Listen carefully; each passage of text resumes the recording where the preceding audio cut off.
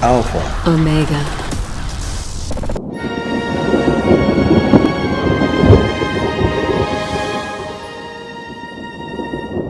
Spellwork Mastery.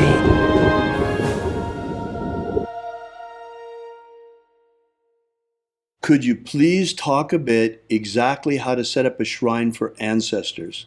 I figure a white candle and clear glass of pure water daily. Any additional suggestions? That is a beautiful way to start. Traditionally, you'll have 3 small dishes of water. You can use sake cups, which is traditional because, well, the way I practice, I learned in Japan.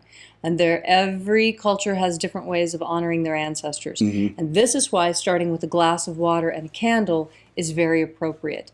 You are providing light and heat and also water.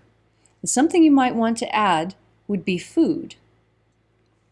In Japan, they offer rice, and it's uncooked rice so that it doesn't mold or rot or spoil while it's sitting on the counter.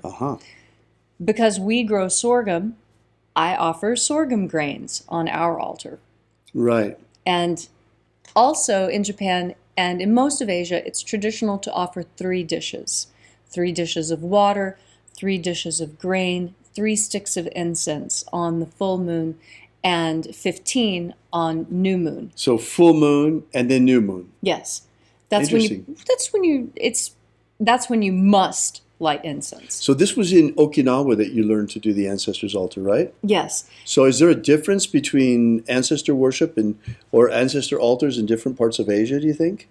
Yes, I have noticed a big difference. Wow. In Japan, they have very Japanese cabinets, and everything is very elegant and spare. When you get into Thailand and you look at their ancestors' cabinets, things get wildly decorated, and there's lots of color and sharp edges. Many things remain the same, though. There's always the offering of water, of food, of incense, of money. Of money, huh? The presence of a crystal of some sort, whether it's a crystal orb or just quartz crystals, and usually a photograph of the deceased. Interesting. And then if the person liked to smoke, perhaps a cigarette. Yes. Now this is where we start getting into the personalization of things. Right. It is very traditional, and everyone does it, even on the most formal of Japanese altars. Grandma used to sneak a smoke every now and then, so we're going to sneak a cigarette onto the altar every now and then. In my family, we had the tradition of the hallway or the stairwell as being the place where the ancestors were venerated. And all of the pictures of all the relations and all the family always went in either the hallway or as you climbed up the stairs. And what my family would do is when you're walking up the stairs, if you happen to have something in your hand that you're drinking, well, you stop and you address one of the ancestors on the wall and you have a drink and you admire the photographs. And this is something that we would do every holiday when you go and visit the grandparents. Inevitably, as you're walking to the bathroom, right, you pass your cousin that you haven't seen in a coon's age. And so you stop and you start chatting about old times and you look at the photographs together and you reminisce and you eat whatever you're having from the potluck and have another soda. And this is how it was done in my family. It was less formalized, but it was no less important. The real importance of the ancestors' worship altar is to remind you of 3 things. First, death is a lie. Your ancestors are here with you just as surely as David is here with me now. They're just in a different energetic state and not as easily seen. The ancestors' worship altar is a place where you can go to have that constant contact. Because what you do is you open yourself up to the idea.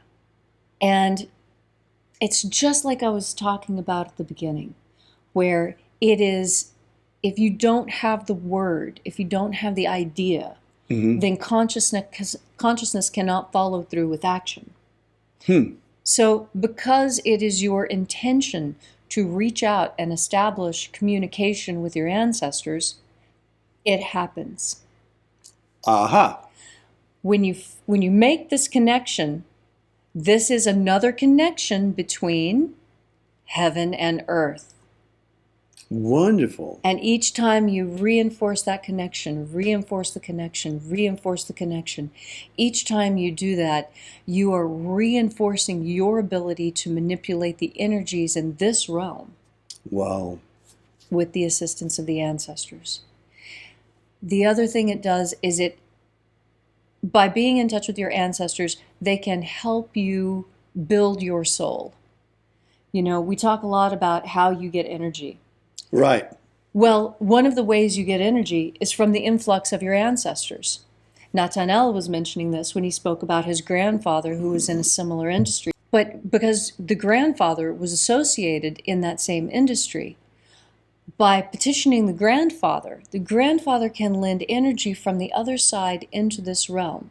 You give energy to the ancestors can give energy back to you. Right, and absolutely. It's this exchange between ancestral energy and you that's going to make your magic incredible. It's going to build your soul as well, because you're building friendships with the people on the other side, so that when you pass, you just seamlessly That fit right is in. very important also in many different ways. For example, when you're able to communicate with your departed ancestors on the other side, it makes grief a lot easier to handle. For Yes. example, I recently lost my mom, and gosh, my family was kind of surprised that we weren't really grieving, but rather consoling everyone else in the family. Mm-hmm. Because I'm still in contact with her, just like I'm in contact with my departed son. Mm-hmm. In fact, for me, the simplest form of magic anymore is to simply ask Adam. Right. And he takes care of it for me. He was a magician too, so. Mm-hmm. But this sort of dynamic, real, living relationship with your ancestors, talking to them, it's an internal dialogue, but it's as easy as talking on the phone. Yes. Can be. So, let's see. Thank you so much for that about the ancestors altar. It's really, really interesting. Mm-hmm. Anything else you'd like to say about that? Well, in a way there is, because I really think that for people who have never practiced ancestor veneration before, or for those who may be adopted and feel like they don't have ancestors that they can contact, I wish I had that little button. I'd push it right now. Right. I am adopted on one side of my family, and on the other side, I'm not. So I get to walk on both sides. And in fact, I have 3 sets of ancestors that I can tap into. I have my birth mother, I have my birth father, and I have my adopted father. And I can tap into my adopted father's lineage of ancestors just as easily as I can tap into the genetic line. Wow. Even though I've never met any, but I've met 3 people from my male genetic line. Wow. Only 3. And yet I have access to all of those ancestors, even though I've never met them. And even though the other paternal line that I have is not genetic, I have access to all of those ancestors as well.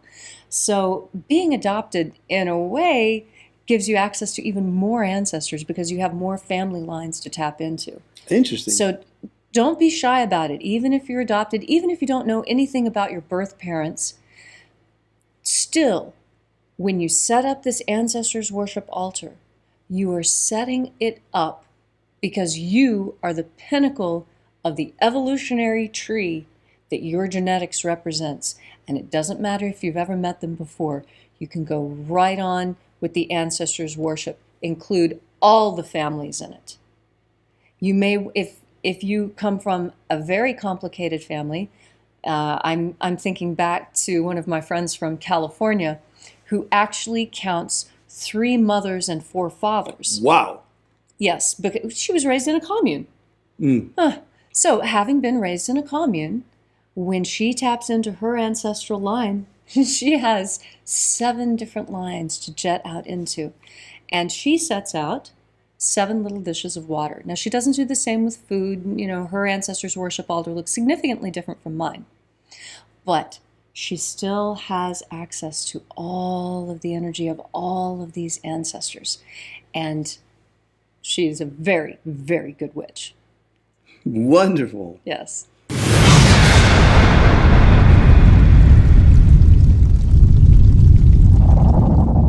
I have a number of animal skulls I've found walking through the woods. Any recommendations for magical uses of them? You should yes. You should never have asked that. Oh, I adore bones. My specialty in archaeology was bones.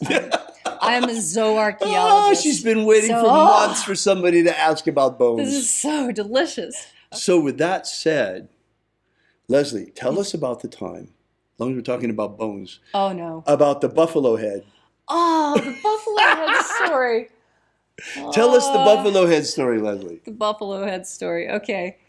This is a story from when I was in graduate school at Wichita State University. So, when I was at Wichita State University, I was invited As a bone specialist. as a bone specialist in the as an archaeology department, right. Okay, so my thesis advisor was married to the assistant director of the Native American Heritage Museum in Wichita, Kansas. Right.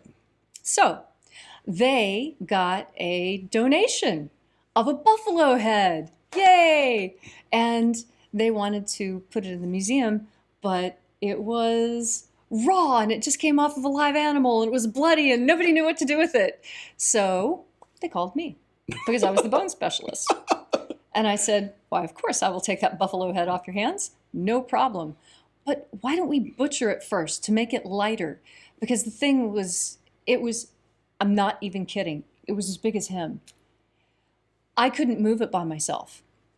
So we take the buffalo head out into the yard of the Native American Heritage Museum.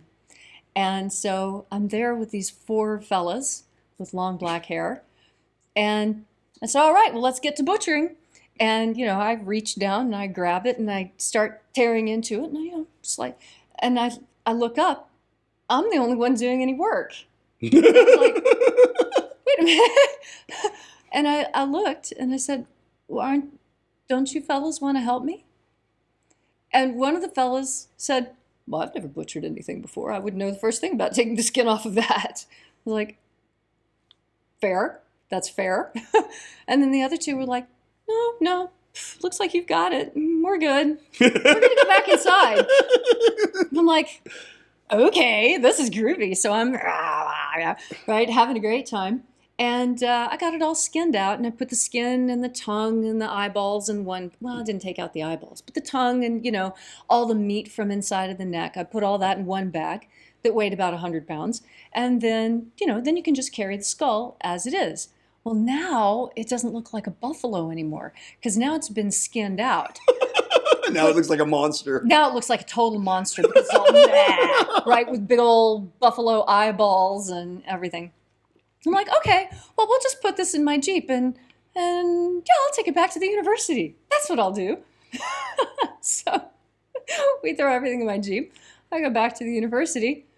Then I stroll into my advisor's office and I say, hey, where can I put this thing? And he says, well, why don't you try the medical department? So, where they keep the cadavers. Oh, yeah. Great idea. Great idea. So I called them up. I'm like, hey, I've got this head that I'm working on. Can I bring it down and put it in one of your fume hoods? Yeah, just for, like a week or so until they're like, oh, yeah, sure, bring it down. So I'm holding the thing like... It must have weighed 100 pounds, huh? It weighed at least 100 pounds. Oh, my God. So I have the horns hooked on my elbows like this and the thing up against my body, and I'm waddling through the hallway like this. Headed down to the lab. So I take it down to the labs and fling it up there, flip on the fume hood, turn off the light. I'll see you in a week. I take off, right? 3 days later. Oh, God. That head is starting to develop a smell. I'm like, oh, is it good? That's perfect. That's exactly what I wanted it to do.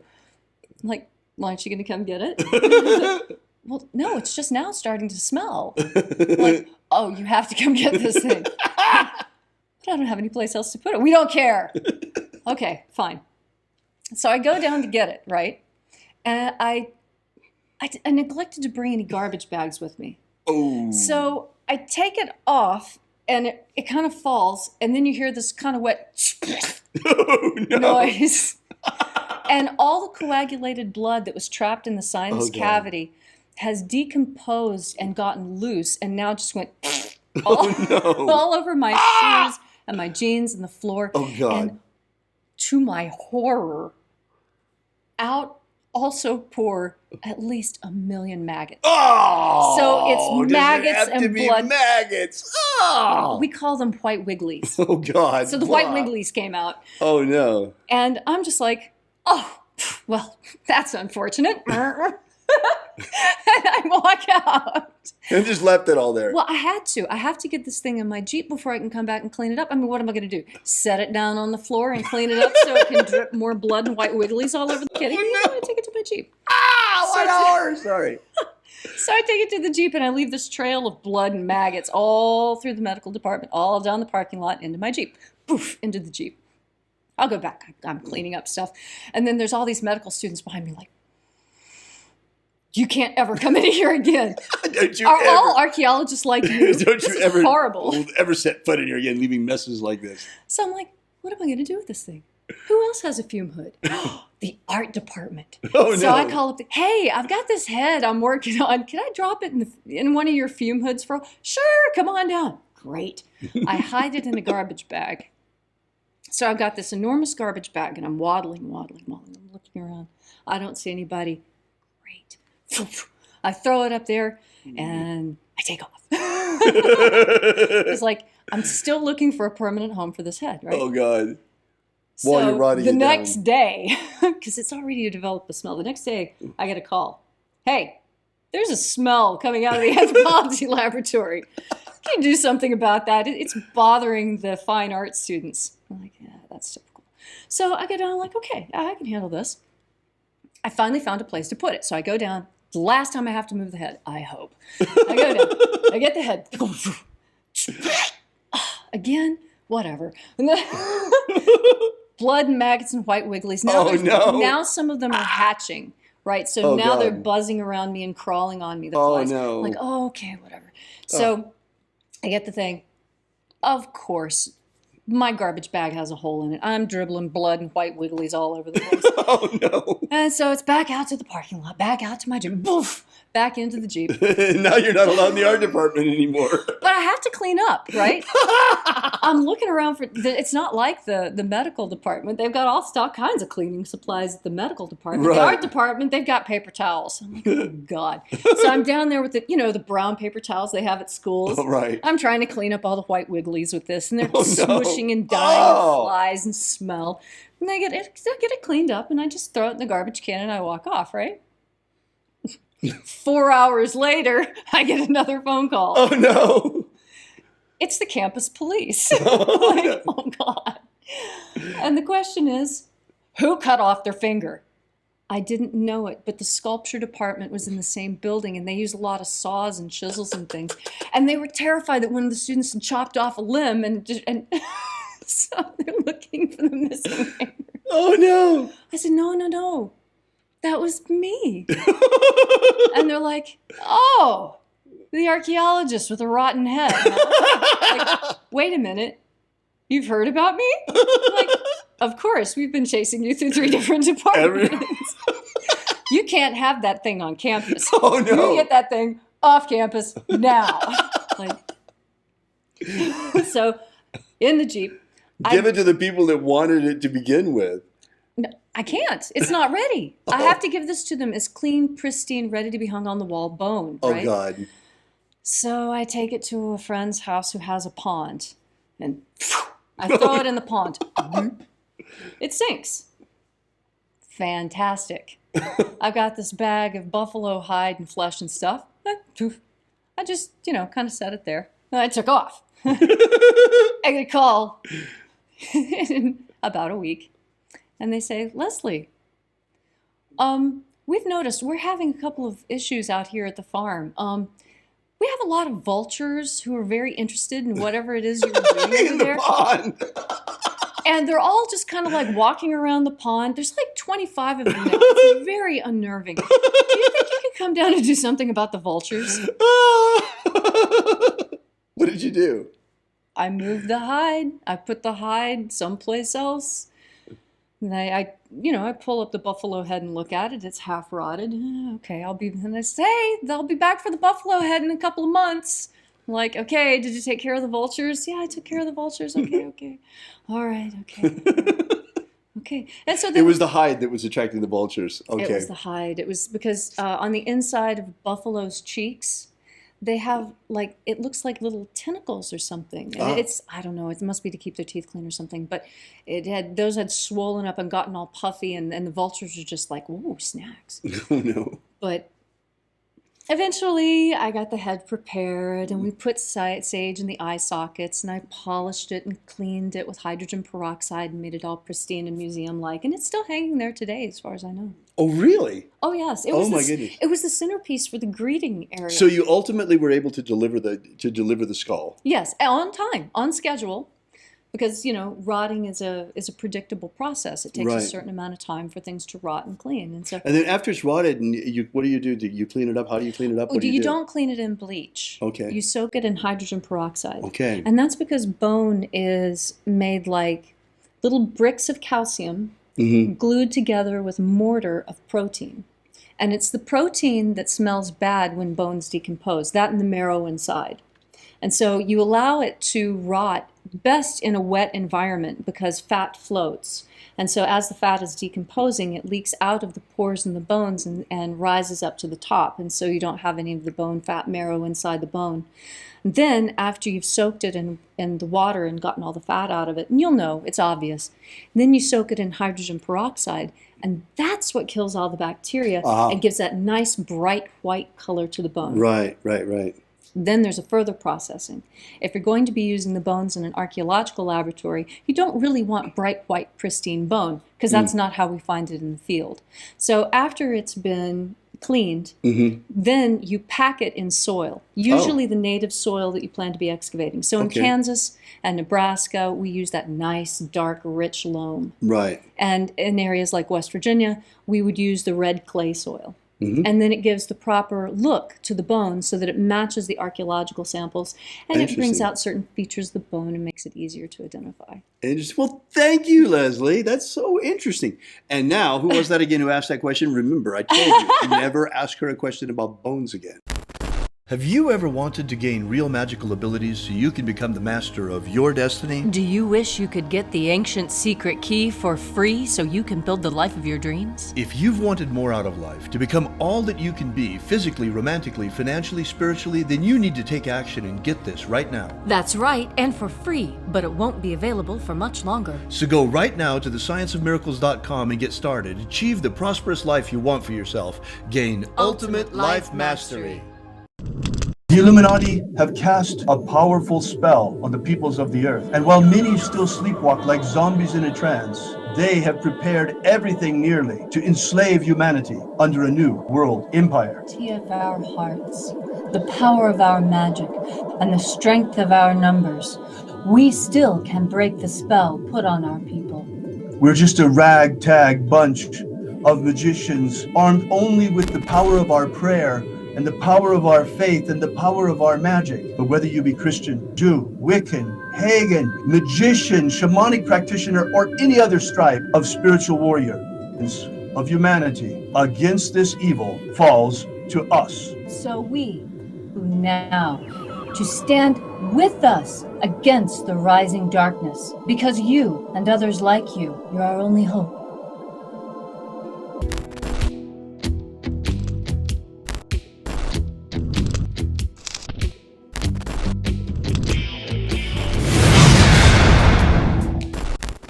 Are you familiar with the Rosicrucian with what's his name? He's popular in the States. He's the president or the from the Golden Dawn. What's his name? Oh. David Griffin. David Griffin. Have David Griffin. I saw an email yesterday that he sent out about, there's a magical war going on. Demons of the infernal realm. All of them. There is really a magical war going on. There is a guy called David Griffin who is heading all these magicians. David Griffin is S.L. McGregor Mather's present successor. David Griffin. David Griffin. David Griffin. David Griffin. I'm Golden Dawn Imperator David Griffin. David Griffin. David Griffin. David Griffin. Now, David Griffin. You know, there's a magical war going on. So there is really a magical war going on.